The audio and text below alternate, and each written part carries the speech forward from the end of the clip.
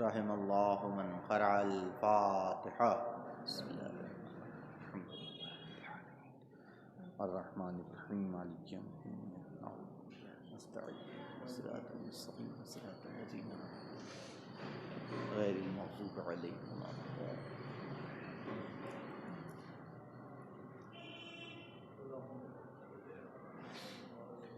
اعوذ باللہ من الشیطان اللعین الرجیم لا حول ولا قوة الا باللہ العلی العظیم. بسم اللہ الرحمن الرحیم الحمدللہ رب العالمین بارئ الخلائق اجمعین والصلاة والسلام علی اشرف الانبیاء والمرسلین صاحب الحوض والکوثر والتاج والمغفر والخطبة والمنبر والوجه الانور والخد الاحمر والجبین الازہر والحسب الاطہر والنسب الاشہر النبی الامی المکی المدنی القرشی الحاشمی الابتعی البتی التحامی العجازی العربی الرسول المسدد المصطفى الامجد المحمود الاعمد مولانا مولا الکونین جد الحسن والحسین ابو القاسم محمد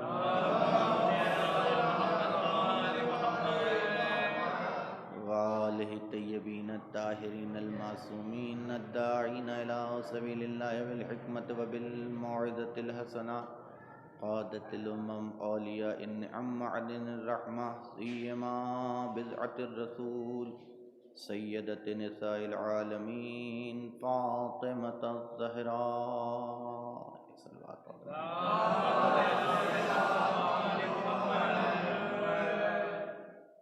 اما بعد فقد قال اللہ تعالی وتبارک فی قرآن المجید بسم اللہ الرحمن الرحیم یا ایہا الذین آمنوا وعملوا الصالحات. ایک صلوات پڑھ.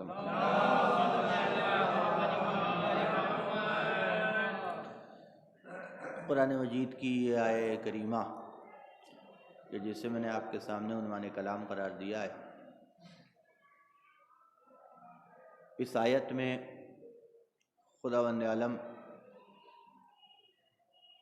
ارشاد فرما رہا ہے کہ یا ایھا الذین آمنوا، اے وہ لوگ کہ جو ایمان لا چکے ہو، عملوا الصالحات، عمل انجام دو، اور صرف عمل نہیں بلکہ عمل صالح انجام دو. یہ مطالبہ اللہ کا ہر ایک سے نہیں ہے بلکہ ان لوگوں سے ہے کہ جو صاحبان ایمان ہیں. جب تک عام انسان تھا اس کی ذمہ داریاں، اس کی رسپانسبلٹیز کم تھیں، لیکن ادھر اس کی زبان کے اوپر کلمہ شہادتین جاری ہوئے اور اس نے اسلام کو قبول کیا، تو اب جو سلسلہ شروع ہوتا ہے کہ صرف زبانی اقرار سے کچھ نہیں ہونے والا، بلکہ اس کے ساتھ ساتھ تمہیں اپنے ایمان کی دلیل پیش کرنی پڑے گی، اور جو چیز ایمان کی دلیل بنے گی اسے کہا جاتا ہے عمل. یہ تمہارا عمل بتائے گا کہ تم کس لیول کے مومن ہو، تم کس لیول کا ایمان رکھتے ہو، اس تمہارے عمل سے کنفرم ہوگا. جتنا عمل کے میدان میں آگے بڑھتے چلے جاؤ گے اتنا ہی تمہارے ایمان کی دلیل ملتی چلی جائے گی. اور صرف ایمان کی دلیل نہیں ملے گی بلکہ یہ تمہارا عمل جو ہے وہ تمہارے ایمان کو اور پختہ کرتا چلا جائے گا اور مضبوطی دیتا چلا جائے گا، اور اتنی طاقت اور اتنی مضبوطی اور اتنا استقلال تمہارے ایمان میں پیدا کر دے گا کہ پھر لاکھ شکوک و شبہات کی آندھیاں چلیں، اعتراضات کا طوفان اٹھے، لیکن تمہارے ایمان کے پائے استقلال میں لغزش نہیں پیدا ہوگی. یہ مطالبہ اللہ کا ہے اور یہ مطالبہ وجوب کی حد میں ہے. یہ خداوند عالم کوئی مشورہ نہیں دے رہا ہے صاحبان ایمان کو کہ اگر مومن بن گئے ہو تو اگر چاہو تو عمل صالح بھی انجام دے دو. نہیں، اللہ مشورہ نہیں دے رہا ہے. یہ خدا کی طرف سے ارشاد نہیں ہے، بلکہ یہ خدا کی طرف سے امر ہے، حکم ہے. یا ایھا الذین آمنو، اے وہ لوگ کہ جو ایمان لا چکے ہو. تو اب اگر ایمان لا چکے ہو تو عمل الصالحات، تو عمل صالح انجام دو. اور یہ عمل ہوگا کہ جو طے کرے گا کہ تمہیں سزا ملنی چاہیے یا جزا ملنی چاہیے.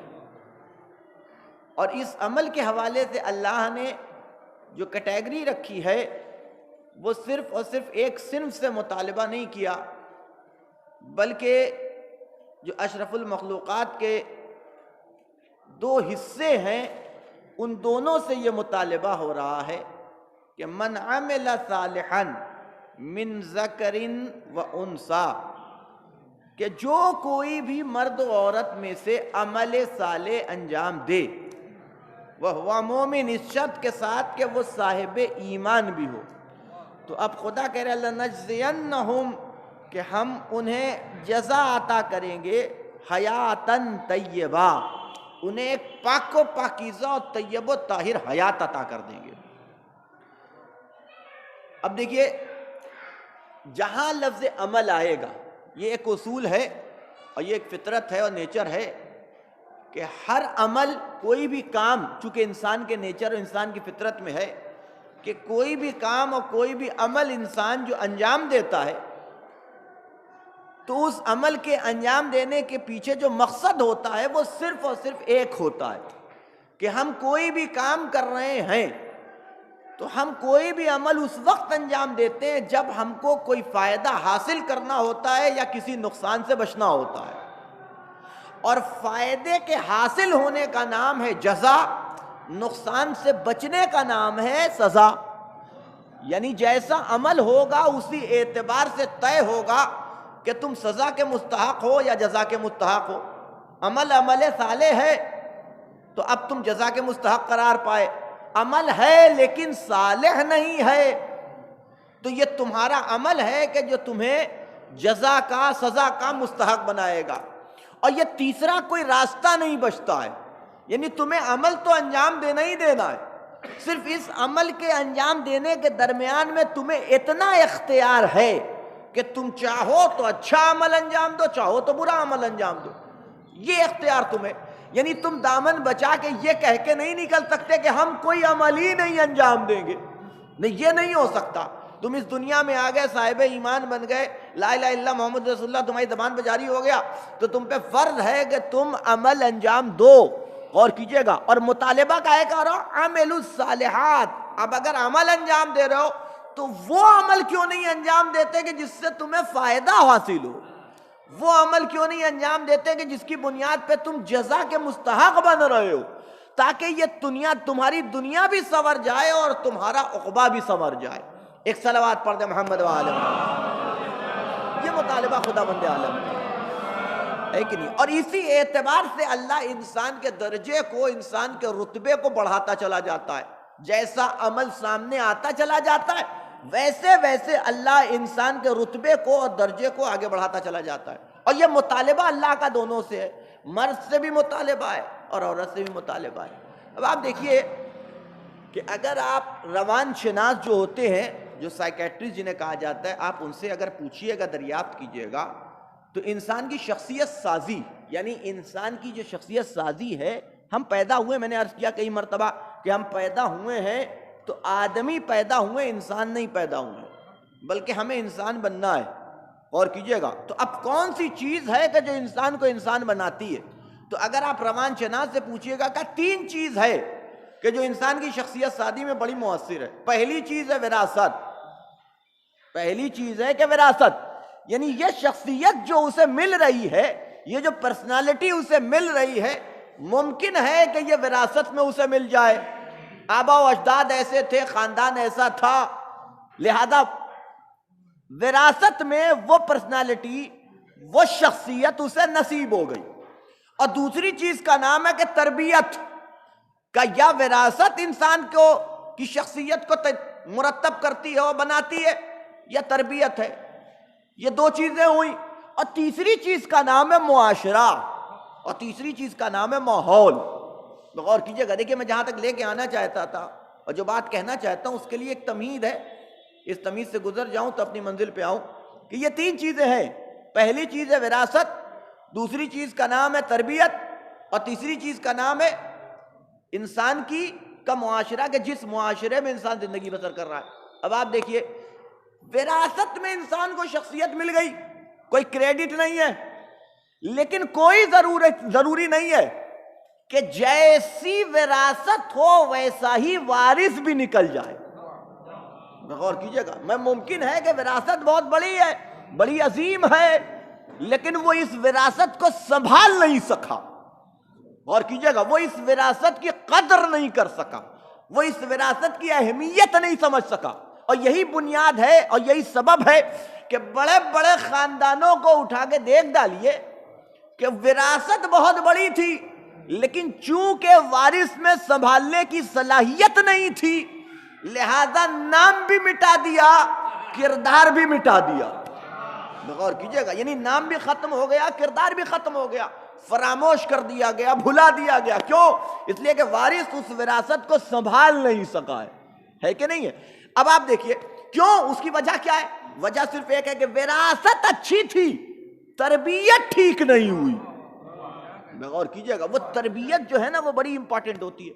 وہ تربیت جو ہے جس طریقے سے، دیکھیے ایک انسان، میں نے کئی مرتبہ عرض کیا اور آپ یہ بات جانتے ہیں، کوئی بتانے چیز نہیں ہے، کہ جو بچہ پیدا ہوتا ہے نا، جو بچہ پیدا ہوتا ہے، اسے جو کہا گیا ہے کہ اس کی جو مثال دی گئی، ایک چھوٹا سا بچہ یہ پگھلی ہوئی موم کی مانند ہوتا ہے، پگھلی ہوئی موم کی مانند، یعنی کیا مطلب؟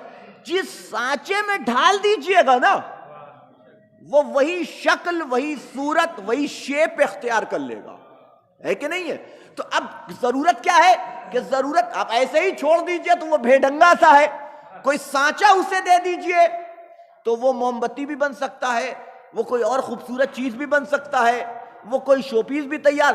یہ کیسے ہو گیا کہ بھئی وہ بھی موم ہے، یہ بھی موم ہے، لیکن وہ بے ڈھنگی ہے، بدرنگ ہے، اس کا کلر اچھا نہیں، لیکن یہ کیسے کہ اسے ایک سانچہ مل گیا، اسے ایک سانچہ نہیں مل سکا۔ غور کیجئے گا میں کیا عرض کروں، اسے ایک سانچہ مل گیا، اسے ایک سانچہ نہیں مل پایا۔ تو جو سانچہ انسان کی شخصیت کو خوبصورت بناتا ہے، اسی کا نام ہے تربیت۔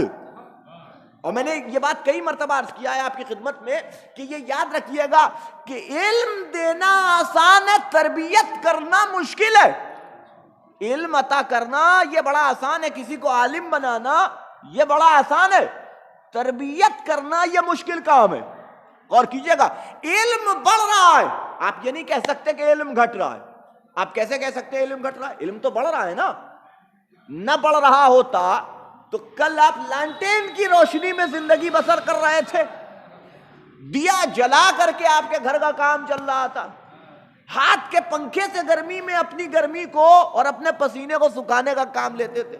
لیکن علم بڑھا، اب اس منزل پہ آ گیا کہ اب ماشاءاللہ سے آپ کے گھر میں لائٹ جل رہی ہے، بلب روشن ہے، ٹیوب روشن ہے، اور بڑی جسے کہہ لیجئے کہ روشنی کا انتظام آپ کے گھر کے اندر پایا جاتا ہے۔ کل تک ایک دیا ایک کمرے میں، 2 دیا لانٹین جل رہی ہے۔ جس زمانے میں لائٹ جاتی ہے ان دنوں کا تجربہ ہم لوگوں کو، آپ سب لوگوں کو ہوگا، 8-8 گھنٹے 10-10 گھنٹے جب بنارس میں لائٹ غائب رہتی تھی تو وہ لانٹین وغیرہ یہی سب کام آتا تھا۔ اس زمانے میں انورٹر وغیرہ بھی نہیں آیا تھا، تو وہ لانٹین ہر گھر میں رہتی تھی، ہے کہ نہیں ہے؟ لیکن اس کی روشنی کتنی کم تھی۔ لیکن آہستہ آہستہ جب علم نے ترقی کیا تو آج ہمارے پاس یہ ساری چیزیں ہیں، یہ ساری سہولتیں۔ کل تک ہاتھ کے پنکھے سے ہم اپنی گرمی دور کرتے تھے، لیکن اب اس وقت یہ ہے کہ ہمارے پاس پنکھا بھی موجود ہے، کولر بھی موجود ہے، اے سی کا بھی انتظام ہے۔ ہم مئی جون کی گرمی میں بھی دسمبر کی سردی کا مزہ لے سکتے ہیں۔ غور کیجئے گا، یہ کہاں سے آ گیا؟ یہ علم کی ترقی ہے نا، یہ علم آگے بڑھ رہا ہے، علم آگے بڑھ رہا ہے کہ نہیں ہے؟ لیکن آپ عجیب بات دیکھیے کہ علم جتنا بڑھتا چلا جا رہا ہے، تربیت اتنی کم ہوتی چلی جا رہی ہے کہ نہیں؟ عجیب بات ہے، یعنی علم بڑھ رہا ہے، دونوں ایک ساتھ ہے نا، علم اور تربیت دونوں چیزیں ایک ساتھ ہیں. تو جیسے علم بڑھ رہا ہے ویسے ہی تربیت بھی بڑھنی چاہیے، ہے کہ نہیں ہے؟ لیکن ہم یہ دیکھتے کہ علم بڑھ رہا ہے لیکن تربیت میں کمی آ رہی ہے. کیوں؟ اس لیے کہ جس کا کام ہے علم دینا اسی کا کام ہے تربیت بھی دینا. لیکن اس وقت کے معاشرے کی پرابلم یہ ہے کہ جو علم دینے والا ہے وہ علم تو رکھتا ہے لیکن خود تربیت یافتہ نہیں ہے. توجہ رکھیے گا میں کیا عرض کروں، ہے کہ نہیں؟ نتیجہ یہ ہے کہ چونکہ خود تربیت یافتہ نہیں ہے تو کسی اور کو با تربیت بنا کیسے سکتا ہے؟ پرابلم تو یہی آ رہی ہے نا. کیوں؟ اس لیے کہ وہ جو علم بھی دے رہا ہے نا، وہ جو علم دے رہا ہے وہ خلوص کی بنیاد پہ نہیں بلکہ پیسے اور رقم کی بنیاد پہ. توجہ رکھیے گا، میں وہ جو کچھ بھی دے رہا ہے آپ کو، علم عطا کر رہا ہے، وہ اسی بنیاد کے اوپر کہ وہ اسے پتا ہے کہ ہم یہاں 2 گھنٹہ پڑھا رہے ہیں تو ہم کو یہ ملنے والا ہے، تو لہذا وہ بھی جو کام کرتا ہے وہ خانہ پوری والا کام کرتا ہے. اسے اس سے مطلب ہے کہ آپ نے ہوم ورک کیا کہ نہیں کیا، اسے اس سے مطلب ہے کہ آپ کام کر رہے ہیں کہ نہیں کر رہے ہیں، بس ختم بات. اسے آنا ہے 2 گھنٹہ دینا ہے، پڑھیے نہ پڑھیے چلے جائیے. اب آپ کیا کر رہے ہیں اس کے ساتھ ساتھ، لڑکا کہاں جا رہا ہے، اس کی کیا کنڈیشن ہے، اس کی تھنکنگ کیا ہے، اس کی مینٹلٹی کیا ہے، اس کی فکر کیا، اس سے کوئی مطلب نہیں. تم جو کرنا چاہو کرو، ہم نہیں روکیں گے، ہے کہ نہیں ہے؟ تو نتیجہ یہ ہے کہ آج کے زمانے میں مدارس میں، اسکولز کے اندر اساتذہ کے ذریعے سے علم تو مل جا رہا ہے لیکن تربیت نہیں مل رہی ہے. نتیجہ یہ ہے کہ اولیاء کے گھر میں شیطان پیدا ہو رہے ہیں. یہ اسی کا نتیجہ ہے، چونکہ علم تو ہے تربیت نہیں پائی جاتی، ہے کہ نہیں؟ تو یہ یاد رکھیے گا کہ وراثت، بے شک وراثت کی بنیاد پہ انسان کو شخصیت ملتی ہے، لیکن وراثت سے بڑی چیز کا نام ہے تربیت، ہے کہ نہیں؟ اگر وراثت اچھی ہے تربیت خراب ہے تو نبی کا بیٹا بھی کافر ہو سکتا ہے. تاریخ آپ کے سامنے، میں اسے بیان نہیں کرنا چاہتا، ہے کہ نہیں؟ یعنی نبی کا بیٹا، آپ کسی مولوی کو تو چھوڑ دیجئے، کسی مولانا کو تو چھوڑ دیجئے، کسی مذہبی گھرانے کو تو چھوڑ دیجئے، نبی کا بیٹا کافر نکل سکتا ہے اور خود باپ کے مقابلے میں آ کے کھڑا ہو سکتا ہے کہ نہیں؟ خود باپ کے مقابلے میں، اور یہاں تک کہ قرآن کو کہنا پڑا اِنَّهُ لَيْسَ مِنْ أَهْلِكَ، یہ تمہارا اہل نہیں ہے، بیٹا ہے تمہارا اہل نہیں ہے، یہ تمہارا جانشین نہیں ہے، اس کے اندر وہ کردار، وہ کیریکٹر نہیں پایا جاتا جو تمہارا ہے. کیوں؟ اس لیے وجہ کیا تھی؟ سبب صرف ایک تھا، سبب یہ تھا کہ تربیت نہیں تھی، ہے کہ نہیں؟ اب نتیجہ یہ ہے کہ بگڑ گیا. تو اب ایک عنوان آپ نے دیکھا، اس کا الٹا بھی معاملہ ہے، اس کا الٹا معاملہ بھی ہے کہ نبی کا بیٹا وہ بگڑ گیا، وہ راہ راست سے بھٹک گیا، وہ نبی کے مقابلے میں آ گیا. لیکن وہاں نبی تھے، یعنی وراثت اچھی تھی، وراثت اچھی تھی، تربیت خراب تھی، نتیجہ یہ ہے کہ بگڑ گیا.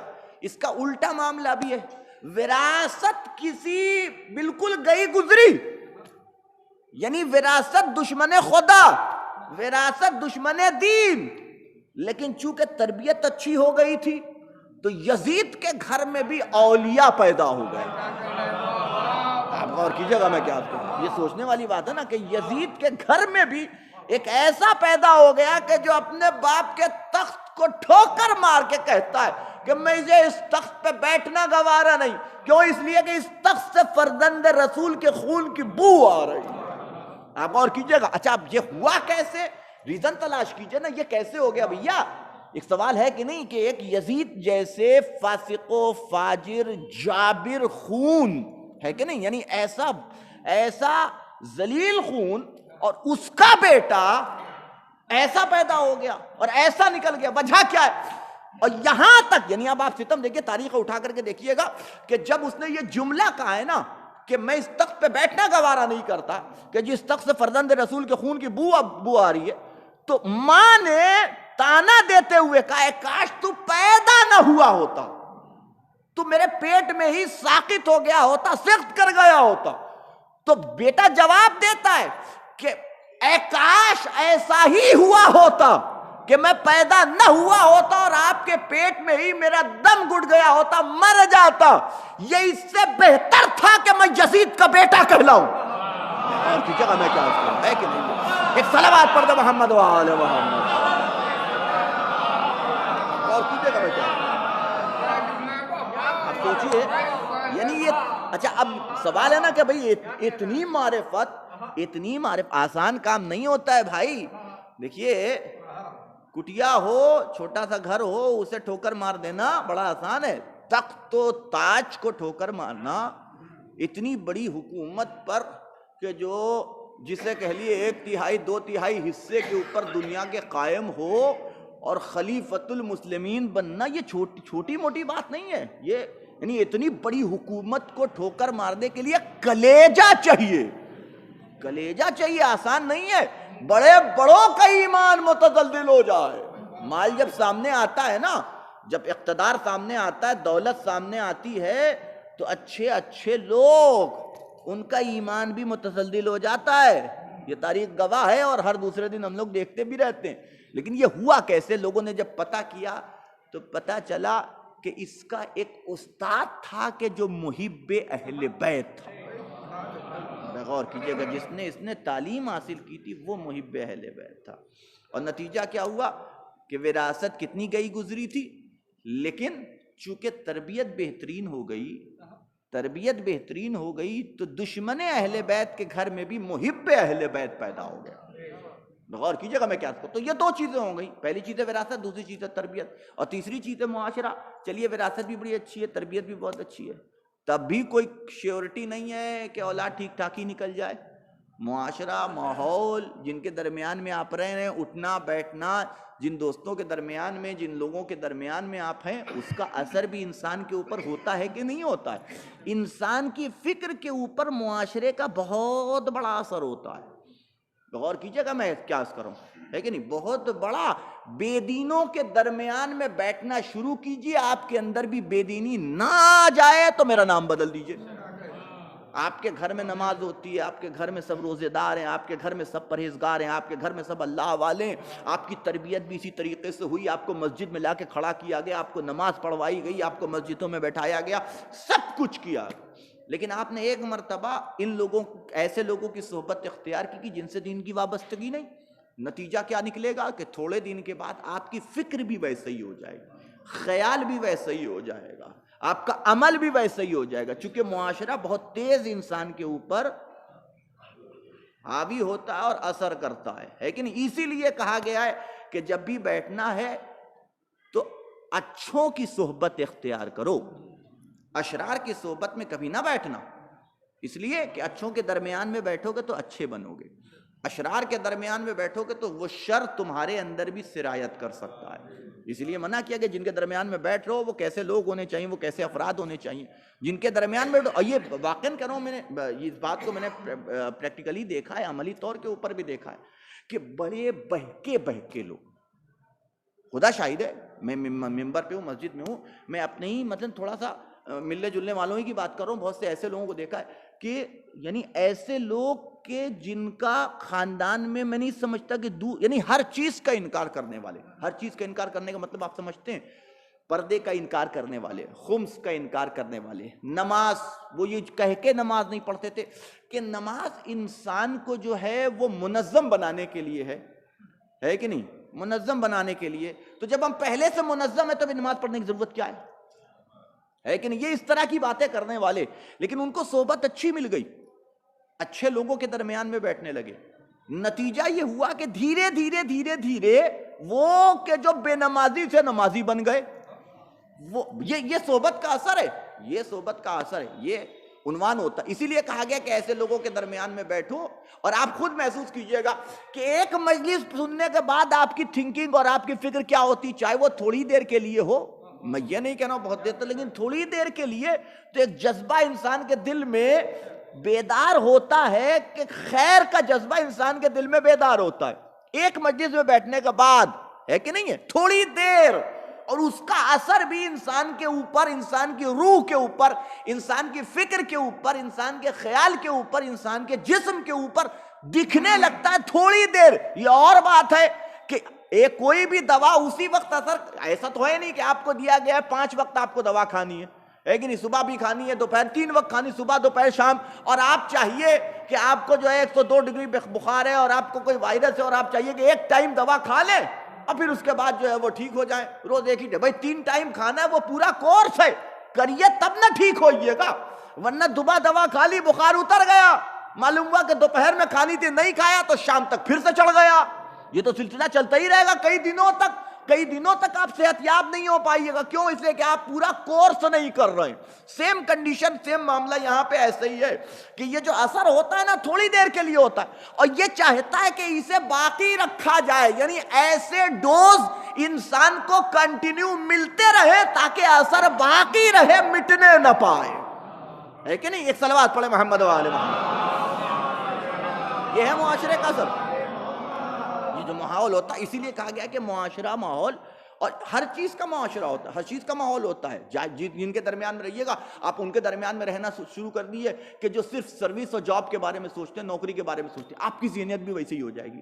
آپ ان لوگوں کے درمیان میں رہیے کہ جن کو خالی بزنس کے بارے میں سوچتے ہیں، آپ کی ذہنیت بھی ویسی ہو جائے گی، اس کے زیادہ کسی آپ کو اہمیت نہیں دے گا. یہ انسان کے اوپر معاشرے کا اثر ہوتا ہے، یہ معاشرے کا اثر. تو 3 چیزیں ہو گئی، وراثت، تربیت، اور تیسری چیز ہے معاشرہ. جس شخصیت کی ہم گفتگو کر رہے ہیں، کہ جسے فاطمۃ الزہرا کہا جاتا ہے کہ نہیں، اگر آپ اس کی وراثت دیکھیے گا تو اسے وراثت ملی ہے خاتم النبیین کی. غور کیجئے گا، سید المرسلین کی وارثہ ہے کہ اسے وراثت مل رہی ہے. ماں کون؟ کانت من احسن النساء جمالا عقلا و جمالا و رعیا. ماں کیسی؟ ماں ایسی کہ اپنے زمانے کی سب سے زیادہ خوبصورت ترین عورت، اپنے زمانے کی سب سے زیادہ عقل مند ترین عورت، اور اپنے زمانے کی سب سے زیادہ خود اعتماد ترین عورت. غور کیجئے گا، یعنی یہ ایک بہت بڑی بات ہوئی. دیکھیے، عقل ہو چاہے انسان کا حسن ہو، یہ 2 چیزیں اللہ کی طرف سے ملتی ہیں. یہ آپ کا اس میں کوئی کریڈٹ نہیں ہے. لیکن تیسری چیز ہے کہ وہ خود اعتمادی، جسے رائے کہا جاتا ہے کہ نہیں ہے.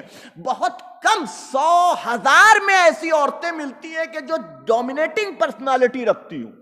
غور کیجئے گا، اگر مردوں میں بھی بیٹھے نا تو نمایاں نظر آئیں. غور کیجئے گا، اور آج کے زمانے میں ڈھونڈنے جائیے گا تو مل بھی جائیں گی. اس دور میں کہ جہاں مردم شماری ہوتی تھی تو عورتوں کو گنا بھی نہیں جاتا تھا.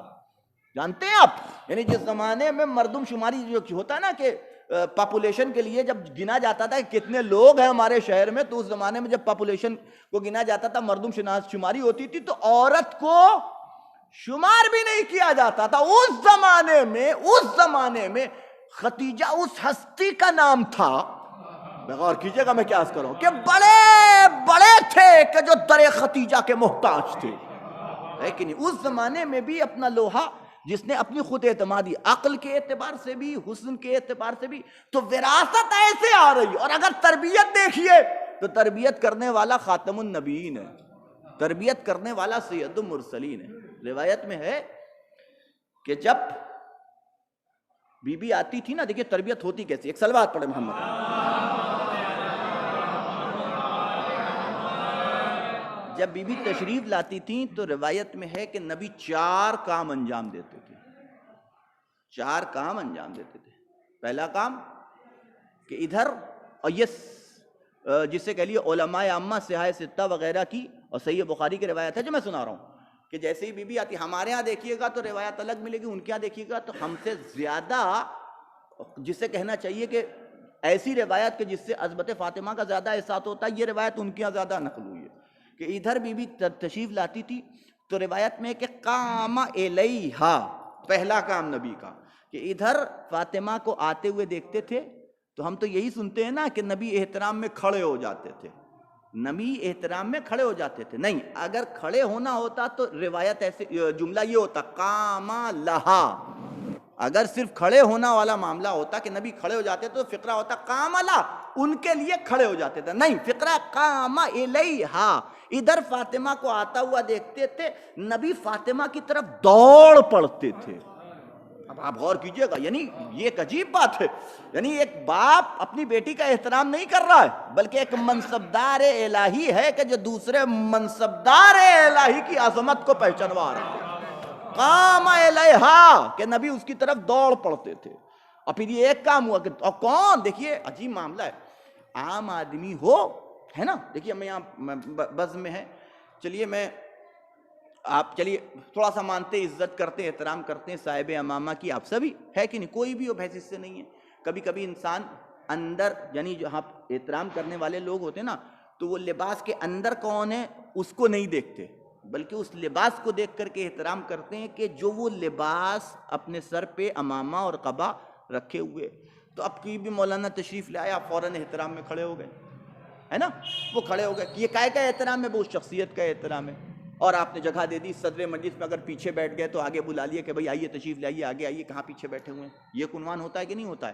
ہر آدمی کرتا ہے. چلیے مولانا آ کے بیٹھ گئے, پھر تھوڑی دیر کے بعد اب محترم شخصیتیں آ رہی ہیں, لیکن مولانا اپنی جگہ بیٹھے ٹس سے مس نہیں ہو رہے ہیں, ہے نا, بیٹھے ہوئے. لیکن اتنے میں ان سے بڑا کوئی عالم, ان کا استاد, یا ان سے زیادہ کوئی بزرگ, یا ان سے زیادہ کوئی علم رکھنے والا وہ آیا بزم کے اندر, تو نتیجہ کیا ہوتا ہے؟ تو اب آپ صرف اکیلے آپ نہیں کھڑے ہوں گے, بلکہ وہ عالم بھی جو ہے وہ کھڑا ہو جائے. اچھا چلیے یہ چھوڑ دیے, اگر کوئی مر جائے, وقت ابھی تشریف لے آئے یہاں, تو مولانا یہاں بیٹھ کے استقبال نہیں کریں گے, فوراً آگے بڑھیں گے, کم سے کم دروازے تک جائیں گے, اس کا احترام کر کے اور اسے لائیں گے اور لے آ کے بیٹھائیں گے, ہے کہ نہیں؟ یہ عنوان ہوتا ہے. اب آپ دیکھیے کہ جو فقرہ ہے نا قام الیہا, جس کی طرف نبی دوڑ پڑتے تھے, یہ نبی کون ہے؟ یہ یاد رکھیے گا کہ 1,24,000 انبیاء ہیں نا, ٹوٹل 1,24,000 انبیاء, 313 رسول, 5 اولو العزم پیغمبر, اور آخری نبی کی عظمت یہ ہے کہ 1,23,999 انبیاء جو آئے ہیں, ان کا آنا مقدمتاً ہے کہ نہیں, اور نبی کا آنا ذل مقدمہ ہے. یعنی مقدمتاً آنے کا مطلب کیا ہے؟ یعنی یہ 1,23,000 انبیاء جو آئے تھے, وہ صرف اس لیے, میں اپنی طرف سے نہیں بیان کر رہا ہوں, جائیے روایتیں پڑھیے, تاریخ پڑھیے, تو آپ کے ساتھ ہوگا. یہ 1,23,000 انبیاء جو آئے تھے, وہ صرف اس لیے آئے تھے تاکہ ماحول اتنا سازگار اور اس کنڈیشن کو پیدا کر دیا جائے کہ حبیب خدا نزول کر سکے. اور کیجئے گا میں کیا سکتا, یعنی حبیب خدا اس دنیا میں 1,23,999 انبیاء یہ جو آ رہے ہیں زمینہ فراہم کرنے کے لیے, حالات کو سازگار کرنے کے لیے, اس مسند کو تیار کرنے کے لیے آئے کہ جس مسند پہ حضور کو تشریف فرما ہونا. یہ 1,23,000 انبیاء کا جو سلسلہ جاری ہوا, صرف اس لیے جاری ہوا تاکہ وہ مسند تیار ہو سکے کہ جس مسند پہ خاتم النبیین, سید المرسلین, طٰہٰ و یاسین جلوہ افروز ہو سکے. صلی اللہ محمد. اب ایسی مسند, مثال دیکھیے, اب بڑی عجیب بات ہے. دیکھیے ابھی ایک فقرہ قام الیہا, اس کی طرف دوڑ پڑتے تھے. یہ جب فاطمہ داخل ہوتی تھی, ہے کہ نہیں, جب فاطمہ داخل ہوتی تھی تو قام الیہا دوڑ پڑتے تھے. دوسرا فقرہ ہے جو دوسرا کام نبی کرتے تھے, اجلسہا فی مجلسہ, کہ وہاں بیٹھاتے تھے کہ جو ان کی جگہ ہے. غور کیجئے گا میں کیا کر رہا ہوں, ہے کہ نہیں بھیا. آپ محفل کرتے ہیں, محفل میں عام طور پہ کبھی کبھی ایسا ہوتا ہے کہ جیسے ایک اسٹیج بنا دیا جاتا ہے, اس میں ایک خاص جگہ رکھی جاتی ہے کہ یہاں پہ جو ہے وہ علماء بیٹھیں گے. اگر کسی کو صدارت دی, اس کے لیے ایک احترام, اس کو وہاں بیٹھایا جائے گا, ہے کہ نہیں. اب جو مسند آپ نے بنائی ہوئی کسی خاص مہمان خصوصی کو, مثلا آغا خامنائی کے نمائندے یا آغا سیستانی کے نمائندے کو اگر آپ نے اپنے پروگرام میں بنا لیا ہے, اس کے لیے خاص جگہ بنا دی کہ بھئی یہاں وہ تشریف فرما ہوں گے, ہے نا. اب میں آؤں اور آ کر کے وہاں بیٹھوں, ابھی وہ آئے نہیں, میں آ کے بیٹھ جاؤں, بیٹھنے دیں گے مجھے آپ؟ نہیں نا بیٹھنے دیں گے. جناب یہ آپ کی جگہ نہیں ہے, یہ ان کے لیے ہے. یہ جو ابھی آنے والے ہیں یہ ان کے لیے. غور کیجئے گا, مجھے نہیں بیٹھنے دیا, کسی کو نہیں بیٹھنے دیا. کیوں؟ اس لیے کہ آپ کے لیے ہے ہی نہیں یہ جگہ. جس کے لیے وہ آئے گا وہ آ کر کے بیٹھے گا. یہ عنوان ہے کہ نہیں ہے؟ اب آپ غور کیجئے. لیکن وہ آئے تو وہ میرا ہاتھ پکڑ کے لے آئے, لا کر کے اپنی جگہ پہ بیٹھا دیا. اب آپ بول پائیں گے؟ غور کیجئے میں کیا عرض کر رہا ہوں, ہے کہ نہیں. اب آپ کچھ کہہ سکتے ہیں کہ بھئی میں خود سے نہیں بیٹھا, انہوں نے بیٹھایا. میں غور کیجئے گا, ابھی تک اگر میں خود سے بیٹھتا تو بولنے کا حق تھا, لیکن اگر وہ خود میرا ہاتھ پکڑ کے بیٹھا دے تو پھر اب آپ کو بولنے کا حق نہیں ہے. لاکھ آپ کو برا لگا کرے, خون کے گھونٹ پیجئے مگر چپ رہیے، بول نہیں سکتے۔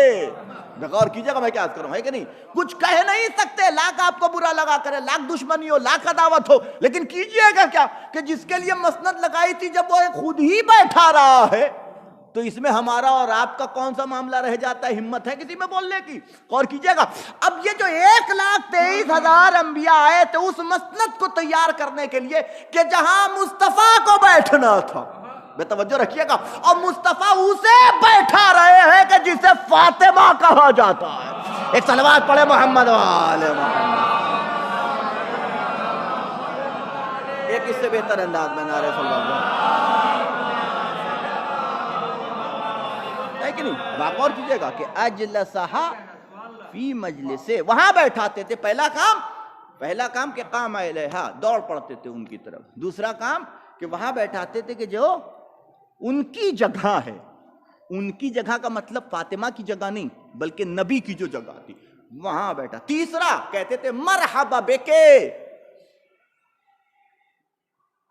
جسے کہہ لیے ایک تہنیت دینا، یعنی ایک طریقے کسی کو خوش ہو جائیے نا، جیسے آپ کہتے ہیں آہا واہ واہ واہ واہ کیا بات ہو گئی، ہے کہ نہیں؟ کسی کے آنے سے کبھی کبھی انسان کی بانچیں کھل جاتی ہیں نا، یعنی ایک امید ہوتی ہے کہ یہ آئے، جس کے آنے کی انسان تمنا کرتا ہے، آرزو کرتا ہے کہ یہ آئے، اور اگر وہ آ جائے تو انسان کتنی تیزی سے خوش ہو جاتا ہے۔ یہ جملہ وہی استعمال ہوتا ہے، مرحبا بکے کہتے تھے۔ اور پھر چوتھا جملہ قبلا یدیہا، اور چوتھا کام یہ کرتے تھے کہ ہاتھوں کو فاطمہ کے پکڑتے تھے اور اس کا بوسہ دیتے تھے۔ اب آپ غور کیجئے گا، یعنی یہ کون کر رہا ہے؟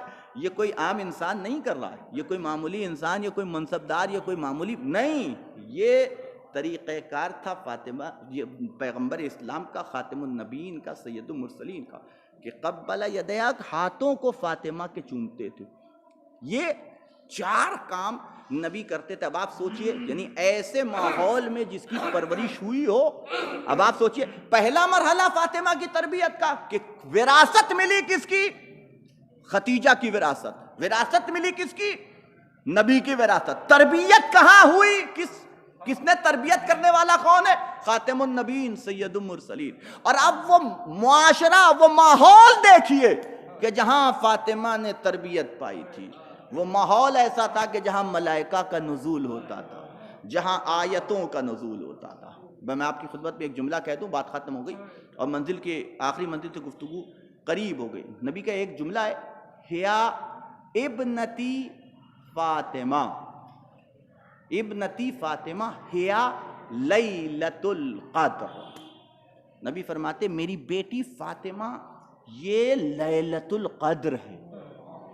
آپ غور کیجئے گا، یہ جملہ ہے اور یہ بھی فقرہ اسی تاریخ کے اندر، یعنی سیاہ ستہ میں آپ کو مل جائے گا کہ ہیا لیلۃ القدر، یہ لیلۃ القدر۔ نبی کہہ رہے فاطمہ لیلۃ القدر ہے، اور قرآن کہہ رہا وما ادراک ما لیلۃ القدر، تم کیا جانو لیلۃ القدر کیا ہے کہ نہیں؟ اب غور کیجئے گا کہ نبی کہہ رہے ہیں کہ یہ فاطمہ یہ لیلۃ القدر ہے، اور قرآن کہہ رہا وما ادراک ما لیلۃ القدر، لیلۃ القدر خیر من الف شہر، 1000 مہینوں سے زیادہ بہتر اور افضل رات ہے کہ جسے لیلۃ القدر کہا جاتا ہے کہ نہیں؟ اچھا نبی ایک بات اور، ایک صلوات پڑھے محمد۔ دیکھیے کبھی کبھی ایسا ہوتا ہے نا، کبھی کبھی ایسا ہوتا ہے کہ بچے ہوتے، چھوٹے بچے، عموماً جو دوا ہوتی ہے، اگر کوئی مریض ہو جائے، جو دوا ہوتی ہے وہ کڑوی ہوتی ہے۔ وہ دوا کیا ہوتی ہے؟ وہ کڑوی ہوتی ہے۔ تو چھوٹے بچے کڑوی دوا تو کھا نہیں سکتے، تو کیا کیا جاتا ہے ان کے لیے؟ تو کمپنیز نے فلیورڈ دوائیں بنائی ہوئی ہے نا، یعنی اسٹرابیری فلیورڈ اور اس طرح کے، یعنی جس چیز سے اسے رغبت ہے نا وہ کڑوی دوا اس میں ملا دی جاتی ہے، اس کی کڑواہٹ ختم ہو جاتی ہے، بچہ شوق سے پی لیتا ہے۔ وہ سمجھ رہا ہوتا ہے کہ کوئی مٹھائی کھا رہے ہیں، لیکن ہوتی وہ دوا ہے کہ نہیں؟ تو یہ چھوٹوں کے ساتھ تو چل جائے گا۔ اب اگر بڑے کو کچھ پلانا ہو ایسی چیزیں، تھوڑا مشکل ہے کہ نہیں؟ مشکل ہے کہ نہیں؟ دیکھیے مٹھائی کھلانا وہ تو کھا لے گا، لیکن جب بڑے کو پلانا ہو تو یہ تو پازیٹیو معاملہ ہو گیا۔ اب نیگیٹو میں آ جائیے، اگر کسی کو زہر پلانا ہو تو زہر بھی تو کڑوا ہوتا ہے زہر بھی تو کڑوا ہوتا ہے. آپ کسی کے سامنے رکھیے پیو, اب جیسے اس کو ایک ڈوز جب تک نہ لیجیے گا تب تک مریے گا نہیں, اتنا پینا ہی پینا ہے. آپ ہونٹ پہ رکھیے گا, زبان پہ رکھیے گا, اور فوراً ہی کڑواہٹ محسوس ہوگی, رکھ دیجیے گا, نہیں پیجیے گا نا اسے, چونکہ کڑوا ہے کہ نا بھائی کیسا بھی ہو, نہیں پینے والے ہم, نہیں پیجیے گا کہ نہیں. تو اب طریقہ کیا ہوتا ہے, کسی کو زہر پلانا ہے تو جو زہر دیتے ہیں وہ ایسے ہی خالی زہر نہیں دیتے, بلکہ کسی ایسی چیز میں ملا کر کے دیتے ہیں تاکہ سامنے والا کوئی شیرینی سمجھ کے اسے کھائے, مزہ اس کا شیرینی کا ہو, اثر زہر کا کرے, ہے نا. سیم کنڈیشن ہوتی ہے ایمان کے معاملے میں, سمجھیے بات کو. جب ایمان خراب کرنا ہوتا ہے کسی کا, تو اگر ایمان دوسرے طریقوں سے خراب کیا جائے تو خراب ہونا مشکل ہے. لہذا کرتے کیا ہے کہ ایمان خراب کرنے کے لیے اہل بیت کی فضیلت اور اہل بیت کے فضائل کی شیرینی ملاتے ہیں اور پھر ہمارے سامنے پیش کر دیتے ہیں. اب چونکہ اہل بیت سے محبت ہے تو ہم اسے نگل جاتے, پتہ بھی نہیں چلتا کہ ہم نے زہر ہے کہ جو حلق سے نیچے اتار لیا ہے. اب آپ دیکھیے وجہ, میں نے اتنی تمہید کیوں باندھی, اس لیے کہ ابھی سنا ہوگا, پوسٹرز بھی دیکھے ہوں گے, نزول فاطمہ زہرا, اللہم صلی ہے نا, یہ دکھائی دیا ہوگا, نزول فاطمہ زہرا. اب دیکھیے یہ لفظ کتنا پیارا لگ رہا ہے, کتنا خوبصورت سا لفظ ہے. اور یہ خالی یہی نہیں کہ ہوتا, یا نزول کا لفظ یا ظہور کا لفظ آپ کو سنا ہے, ظہور امام زمان یا ظہور حضرت علی, یعنی ولادت جب ہوئی 13 رجب کو جو پوسٹر چھپتا ہے, اب تو انڈیا میں بھی شروع ہو گیا, پہلے انڈیا میں نہیں تھا, ظہور علی ابن ابی طالب, 13 رجب ظہور علی ابن ابی طالب. ابھی جناب فاطمہ زہرا کی ولادت کی تاریخ آئے گی, بہت سے پوسٹر دکھائی دیں گے, نزول فاطمہ زہرا, ہے کہ نہیں. اب آپ دیکھیے کتنا خوبصورت ہے, یعنی اب آپ سے کہا جائے کوئی بھی نقطہ, اب پڑھ کے گئے یہاں بنارس میں بھی, دال منڈی میں بھی پڑھ کے گئے, آپ نے خوب تعریف بھی کی ہے, نزول فاطمہ زہرا, یعنی انہوں نے یہ باقاعدہ ثابت کیا ہے کہ یہ پیدا نہیں ہوئی ہے, یہ نازل ہوئی ہیں. اور آپ نے خوب ہاتھ بڑا بڑا کے تعریف بھی کی ہے. اسی کو میں کہہ رہا تھا کہ زہر پلایا جا رہا ہے آپ کو میٹھے میں ملا کے, اور آپ کو پتہ ہی نہیں ہے کہ آپ زہر پی رہے ہیں. غور کیجئے گا, نزول یعنی آپ جب یہ مان لیں گے کہ یہ نازل ہوئی ہیں تو اس کا مطلب آپ نے ولادت کا انکار کر دیا, ہے کہ نہیں. اور یہی وہ چاہتے ہیں کہ آپ ولادت کا انکار کیجئے, اس لیے کہ اگر آپ نے ایک کی بھی ولادت کا انکار کر دیا تو علی مولود کعبہ کیسے, آپ غور کیجئے, علی مولود کعبہ کیسے, اگر آپ نے انکار کر دیا کہ علی نازل ہوئے, تو جب نازل ہوئے ہیں تو علی کعبے میں پیدا ہوئے تھے, یہ تو باطل ہو جائے گا نا, یہ تو دعوی ہی ختم ہو جائے گا. اور یہی وہ یہ چاہتے ہیں کہ کسی صورت سے یہ ثابت کیا جا سکے کہ مولود کعبہ کوئی نہیں ہے. اور خالی اس سے یہ ایک مقصد نہیں حاصل ہوگا, بہت سے مقاصد حاصل کیے جا سکتے. وقت نہیں ہے ورنہ میں آپ کی خدمت میں عرض کرتا کہ کون کون سے مقاصد اس کے ذریعے سے حاصل کیا جا سکتا ہے. اور یہ جو ہوتا ہے نا, کیوں ہوتا ہے, اس کا سبب یہی ہے کہ ہم محبت میں بہت سی چیزوں کو, دیکھیے کہنا تو نہیں چاہیے کہ دیکھیے محبت کے بارے میں ایک فقرہ کہا جاتا ہے, محبت اندھی ہوتی ہے نا, محبت اندھی ہوتی ہوگی محبت اندھی, لیکن یہ طے ہے کہ محبت اہل بیت انسان کو اندھا نہیں بناتی ہے.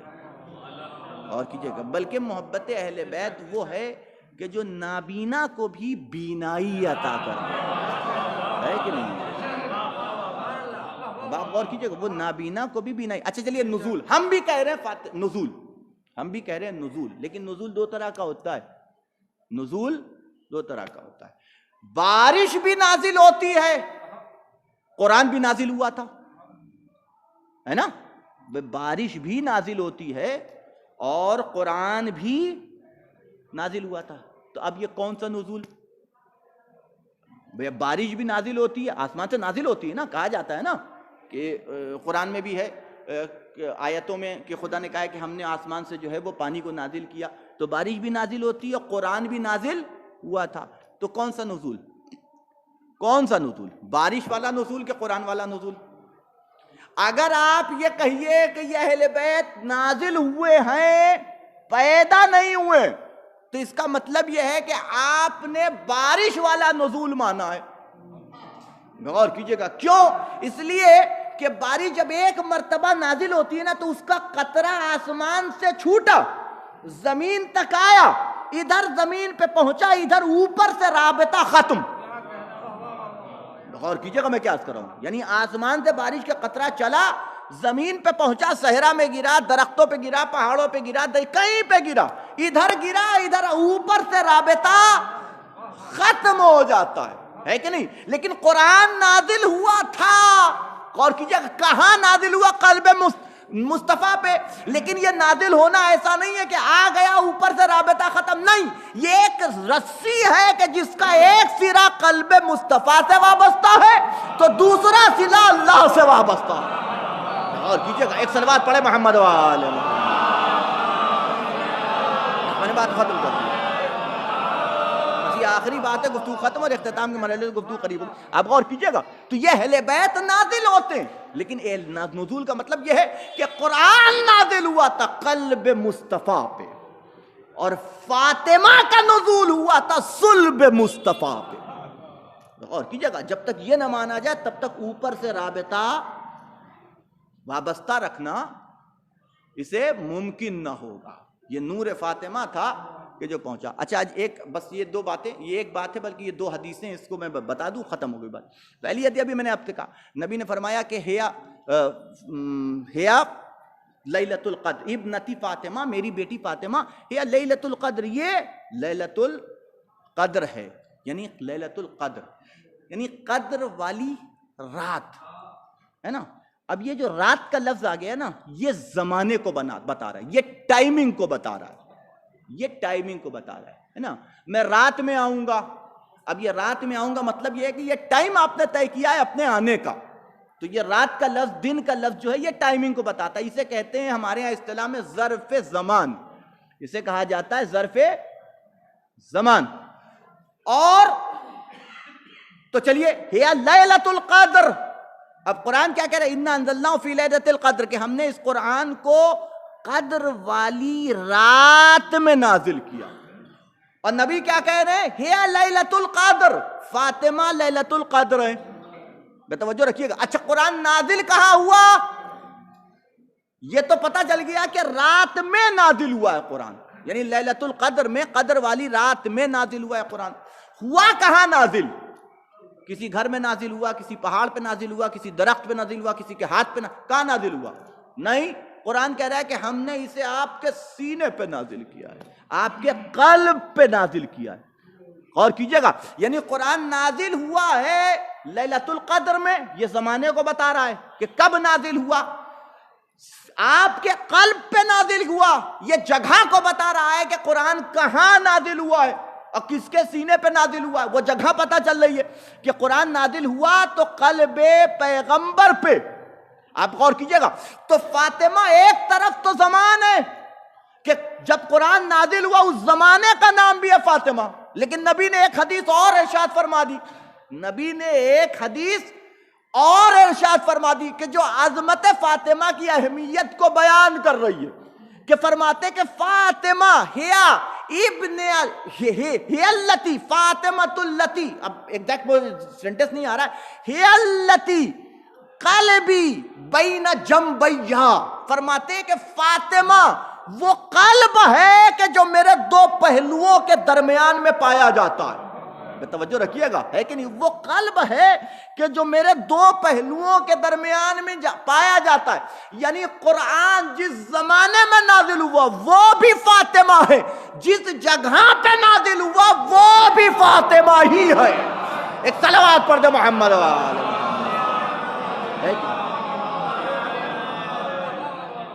انا فاطمہ قلب اللتی بین جنبیہا، کہ فاطمہ اس قلب کا نام ہے کہ جو میرے دو پہلوؤں کے درمیان میں پایا جاتا ہے. بس میں نے بات کو ختم کر دیا. یہ ہے عظمت اس بی بی کی، اور یہ مرتبہ ہے فاطمہ زہرا کا. اب آپ سوچئے اتنی باعظمت خاتون، آج کا جو دن رہا ہوگا یہ اہل بیت کے لیے بڑی مصیبت کا دن رہا ہوگا. یہ اہل بیت کے لیے، یہ علی کے لیے بڑی مصیبت کا دن رہا ہوگا. جب فاطمہ کو دفن کر کے گھر میں پہنچے ہوں گے تو نگاہ تلاش کر رہی ہے وہ چھوٹے چھوٹے بچے، حسن و حسین، چھوٹے چھوٹے بچے اور آپ جانتے ہیں کہ جب بچے چھوٹے ہوں نا تو وہ باپ سے زیادہ ماں سے لگے ہوئے ہوتے ہیں. آپ نے دیکھا ہوگا بہت سے گھروں میں ایسا ہوا ہے کہ بچے چھوٹے ہوں اور ماں انتقال کر جائے, اس دنیا سے رخصت ہو جائے. باپ مر جائے نا, چھوٹے بچے ہوں تو ماں سنبھال لیتی ہے, لیکن اگر ماں اس دنیا سے رخصت ہو جائے اور بچے چھوٹے ہوں تو پھر بچوں کو سنبھالنا کوئی آسان کام نہیں ہے, کوئی آسان کام نہیں ہے. جب یہ شب آئی, میں نے کل کی مجلس میں عرض کیا تھا اور آپ لگاتار مسلسل اس مصائب کو سنتے بھی چلے آ رہے ہیں کہ بی بی نے وصیت کی تھی, یا علی اپنے ہاتھوں سے غسل دینا, اپنے ہاتھوں سے کفن پہنانا, اپنے ہاتھوں سے مجھے قبر میں اتارنا. یہ وصیت مولا کائنات سے جناب فاطمہ زہرا کر رہی. اور ایک فقرہ اور کہا تھا فاطمہ زہرا نے, یا علی جب مجھے دفن کر دینا تو دفن کرنے کے بعد فوراً واپس نہ چلے جانا, بلکہ تھوڑی دیر میری قبر پہ بیٹھنا. میں چاہتی ہوں کہ میری قبر پہ بیٹھ کے قرآن کی تلاوت, اور جس سورے کی تلاوت کے لیے سفارش کی روایت میں ہے کہ سورہ یاسین پڑھنا. بڑا انس تھا بی بی کو سورہ یاسین سے. یہ وصیت فاطمہ زہرا کر رہی ہیں. عزیزو, بی بی دنیا سے رخصت ہونے والی ہیں, لیکن کوئی علی کے دل سے پوچھے کہ علی کے دل پہ کیا بیت رہی ہوگی اس تصور کے ساتھ کہ اب تھوڑی دیر کے بعد فاطمہ ہمارے درمیان میں نہ رہی, اس دنیا سے رخصت ہو گئی. ایک وصیت بی بی کی اور تھی, اس میں فرماتی ہیں, علی جب مجھے غسل دینا تو مجھے برہنہ نہ کرنا, بلکہ لباس کے اوپر سے مجھے غسل دینا. مجھے نہیں معلوم کہ کیوں یہ وصیت کی تھی. ہاں, جب علی غسل دینے کے لیے پہنچے ہیں تو پتہ چلا کہ یہ بی بی کی وصیت کیوں تھی. پہلی وصیت تھی خود غسل دینا, پھر دوسری وصیت تھی کہ غسل دینا تو میرا لباس پورا نہ اتارنا بلکہ لباس کے اوپر سے مجھے غسل دینا. ایک تو بی بی کی حیا اور شرم کو بتا رہا ہے, اور دوسری شاید وجہ یہ رہی ہو کہ اگر علی نے میری ٹوٹی ہوئی پسلیاں دیکھ لی تو شاید علی برداشت نہ کر سکے. ہاں, یہی وجہ ہے کہ بی بی کی چونکہ وصیت تھی, علی جب غسل دے رہے تھے اور ہاتھ جب پسلیوں پہ پہنچا ہے اور علی نے محسوس کیا کہ پسلیاں ٹوٹی ہوئی تھی تو علی چیخ مار کرو ہے. جزاکم ربکم خیر الجزا. خدا بند عالم آپ کو کسی غم میں نہ رولائے سوائے غم اہل بیت کے. میں نے مصائب تمام کیا. علی نے اپنے ہاتھوں سے غسل دیا, اپنے ہاتھوں سے کفن پہنایا, لا کے جنازہ صحن خانہ میں رکھا گیا.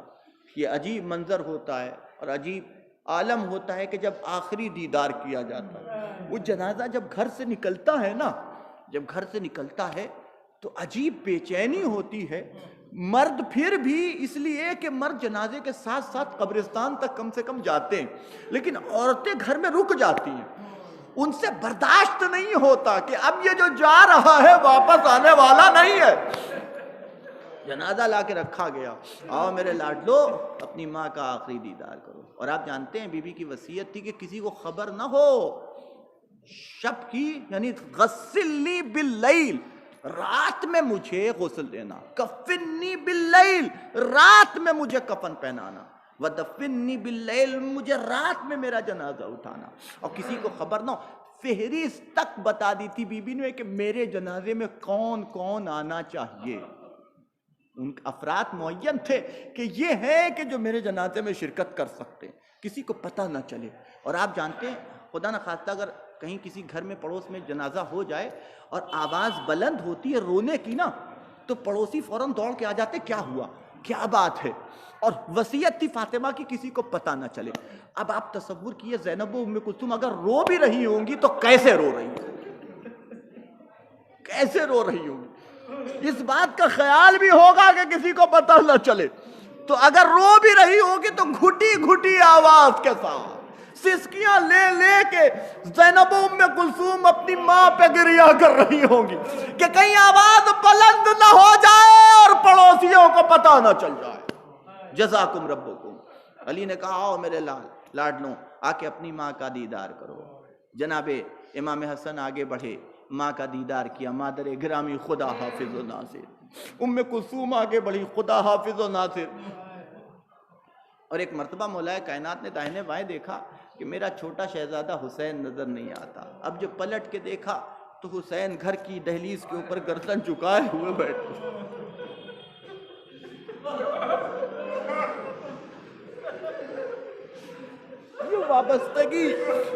یہ وابستگی گردن جھکائے ہوئے بیٹھے تھے. اے میرے لال کیا اپنی ماں کا آخری دیدار نہ کرو؟ عجیب جواب دیا ہے حسین نے. کہا بابا میری ماں کا اصول رہا ہے کہ میری ماں نے ہمیشہ باہیں پھیلا کے میرا استقبال کیا ہے، کہ جب تک میری ماں باہیں پھیلا کے میرا استقبال نہ کرے بندے کفن ٹوٹے 2 ہاتھ برآمد ہوئے. میرا لال میری آغوش میں آ جا. ابھی تو یہ بچپنا ہے لیکن تاریخ گواہ ہے کہ جب جب حسین پہ مصیبت پڑی ہے ماں آئی ہے. جب حسین گھوڑے سے گرے ماں نے باہوں کو پھیلایا. میرا لال میری آغوش میں آ. فاطمہ کا زانو تھا، حسین کا سر تھا، شمر کا خنجر تھا. ایک ماں کی آغوش میں ایک بیٹے کو ذبح کیا جائے. انا للہ و انا فسيعلم الذين ظلموا اللهم بحق محمد وانت المعبود وبحق علي وانت الاعلى وبحق فاطمة وانت فاطر السماوات وبحق الحسن وانت المحسن وبحق الحسين وانت قديم الاحسان وبحق ائمة 9 الطاهرين من ذرية حسين علیہ السلام. ربنا تقبل منا انك انت السميع العليم. ربنا آتنا في الدنيا حسنة وفي الآخرة حسنة وقنا عذاب النار. رب عاملنا بفضلك ولا تعاملنا بعدلك. اللهم لن قتلت الحسين وآبائه وأولاده وأصحابه.